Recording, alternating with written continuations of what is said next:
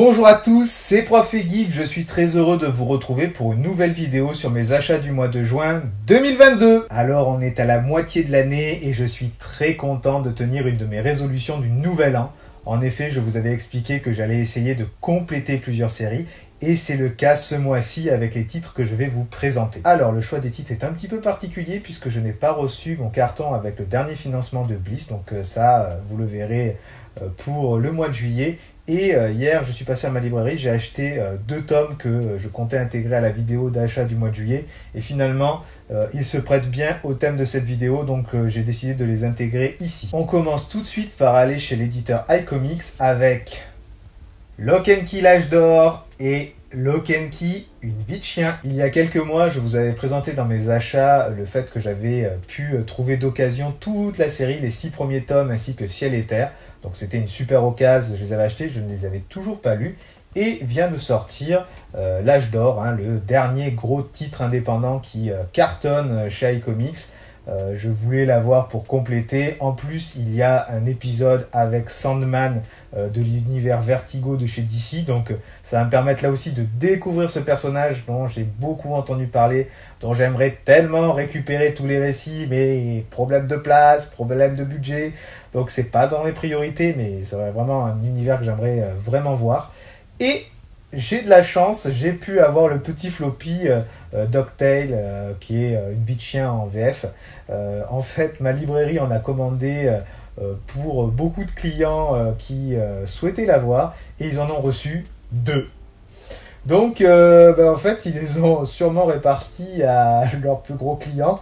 Et apparemment, j'en fais partie. Je suis un des heureux élus. Et c'est mon pote Nico de la chaîne Puppet Comics qui a reçu l'autre. Donc, ils ont voulu pas faire de jaloux de ce qu'ils m'ont dit. Donc, merci à la Crognotrieuse.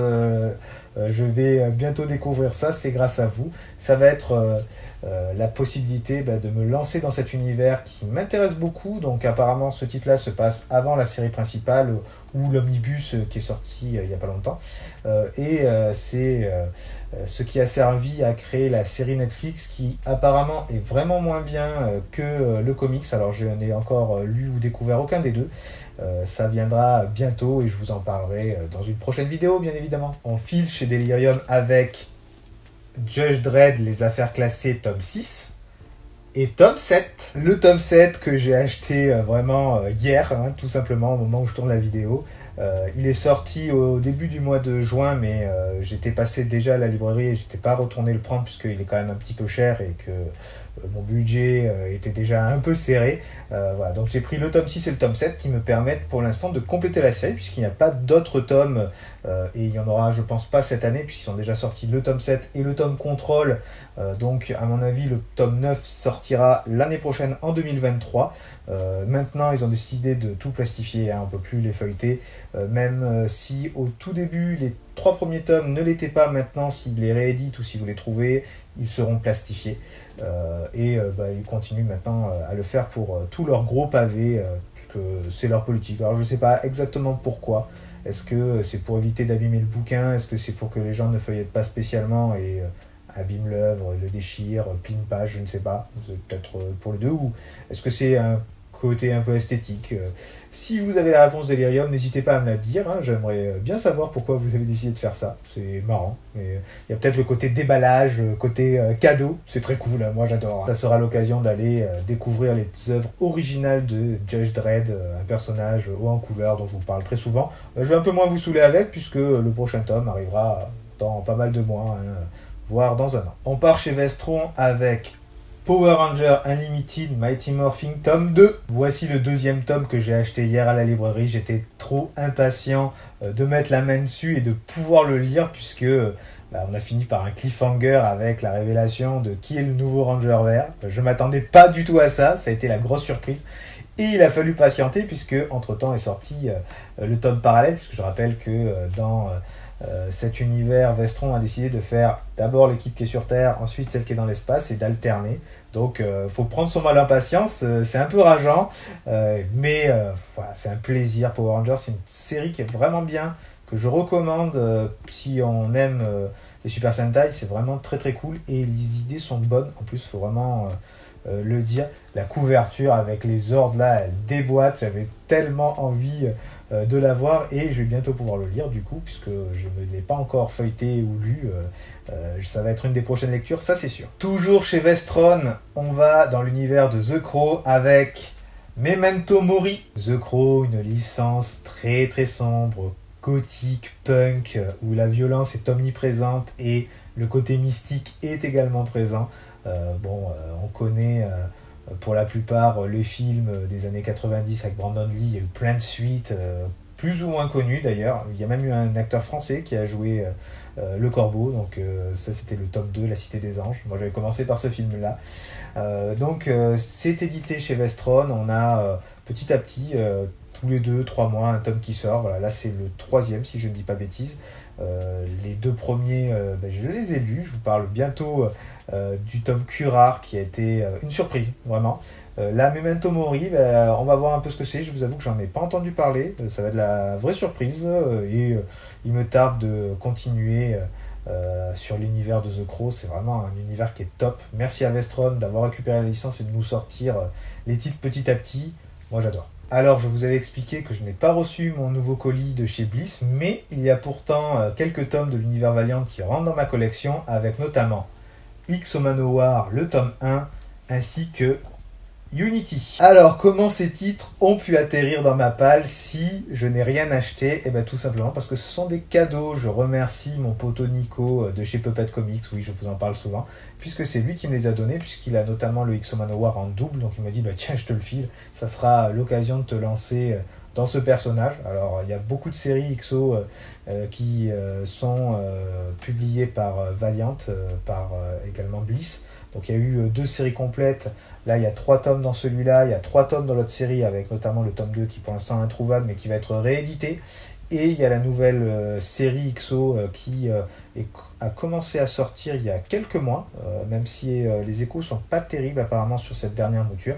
Mais celle-ci et l'autre de Venditti, apparemment, c'est des bijoux. Donc j'espère mettre la main dessus dans quelques temps. Pour le tome Unity, c'est un souple, si vous avez pu le voir à l'écran. En fait, c'était un titre qui était offert pour le Free Comic Book Day. Donc c'est l'occasion d'avoir un titre en VF dans cet univers. Alors Unity, apparemment, c'est une des teams qui se fait dans l'univers Valiant. Alors il y en a d'autres, comme Harbinger, etc. Mais là, c'est une découverte. J'avoue que la couverture est sympa. On voit Ninjak par exemple dessus. Toute une équipe. Quand ça met beaucoup de bourrins ensemble pour faire un truc de bourrin, ça peut me plaire.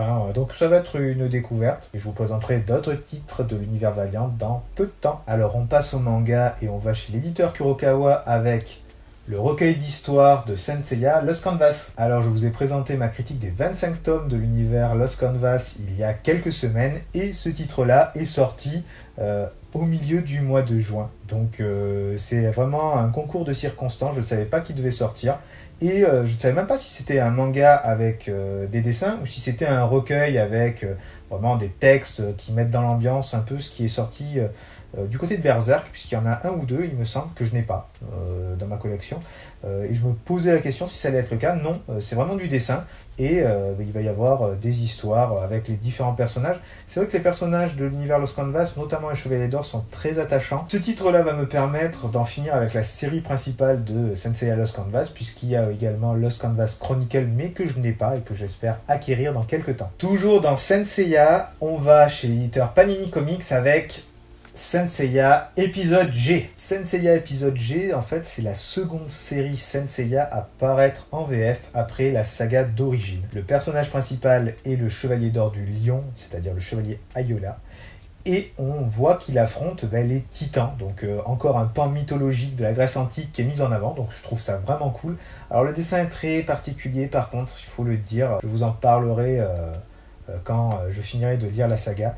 Et j'avais laissé tomber petit à petit la parution parce que les tomes coûtaient un petit peu cher à l'époque et surtout je mettais mon budget ailleurs. Et j'avais pas les 5 derniers tomes puisque la saga va du tome 0 au tome 20, il me manquait du tome 16 au tome 20 et pour vous dire que ça coûte maintenant un bras à se trouver les derniers tomes. Le tome 20, je l'ai vu à 150 € et c'était un des moins chers que je voyais.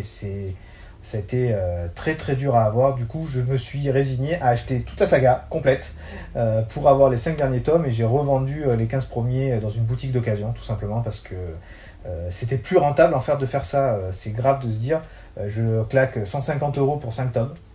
C'est ultra cher, mais j'avais pas le choix si je voulais compléter à prix raisonnable. Quand on pense que le tome 20 coûte 150 € à lui seul, et qu'il fallait en prendre 5 d'un coup, voilà, j'ai préféré faire cette technique-là, et je risque de la refaire pour d'autres séries qui sont vraiment maintenant introuvables. Les derniers numéros, c'est dingue. C'est juste dingue s'il n'y a pas de réédition, ce qui n'est pas le cas très très souvent. Alors il y a quelques gros titres dont on peut trouver encore en neuf les tomes, comme par exemple City Hunter, mais certains, c'est vraiment la croix et la bannière.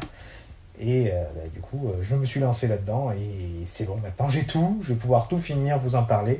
Ça va me permettre, voilà, pareil, de clôturer cette série-là. J'espère prendre du plaisir. Alors graphiquement, ça va être dur parce que c'est vraiment ultra particulier, mais je vous en reparlerai.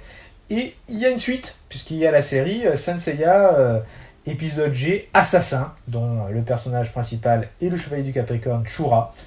Donc là aussi, je crois qu'il y a 16 tomes qui sont super durs à trouver. Il y avait l'intégrale qui est passée le mois dernier et j'ai hésité à la prendre, je ne l'ai pas prise. Elle n'est pas restée très longtemps en vente malheureusement, donc si je la retrouve, je la prendrai sûrement. Ou si en boutique d'occasion, ils les ont, mais j'en vois jamais, ce qui est très très rare. Je me renseignerai sur Avignon, mais bon, l'espoir fait vivre, c'est pas une priorité, mais j'espère compléter Saint Seiya. Je sais pas pourquoi, mais en ce moment...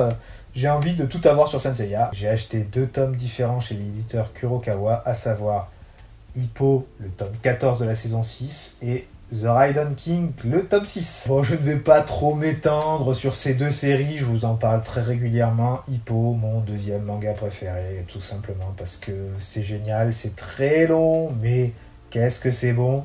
Et The Raiden King, qui est une bonne surprise Medieval Fantasy. Puis il y a le côté Vladimir Poutine... dans le monde féerique où tu tapes des dragons, tu tapes un type qui chevauche un lion, enfin bref, c'est juste dingue. Donc voilà, c'est un grand kiff, c'est un grand délire.